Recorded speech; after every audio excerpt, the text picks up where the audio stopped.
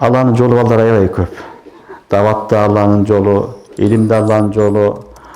Allah'ın yolu işlerin büt bardığı Allah'ın yolunda olan işlerin bardığı Allah'ın yolu. Biroq birle neseni Allah'ın yolu degende birle nesige baylap koyboş gerek. Uşul ele Allah'ın yolunda iş kılıp atat, kalgаны Kuday yolda iş kılıp atat degen söz bolboş gerek. Davatın beli Allah'ın yolundagi adam, medresedegi ustaz ele adam Allah'ın yolu, talabada Allah'ın yolu, karıxanada karı da Allah'ın yolu, bir жерде oturup zikirini kılıp atkan sopu bolsa al dele Allah'ın yolu. Allah'ın yolu aябай көп. Kança adam bolsa şonчолук Allah'a baratkan yollar көп. Mesele bunu hasıl kılbaş gerek. Ani çekte albaş gerek. Men gana kılıp atan, biz gana tuğra debeş gerek. Bara tuğra, bar Allah'ın bergen nimetı.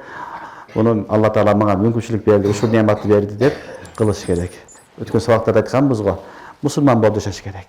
Olganda da jönөкөй musulman adamlardan bir boldu yaşaş gerek. Men kıyımın, men ferişte болып kettim degen alыс болуш керек. Түшүнүңөрбү?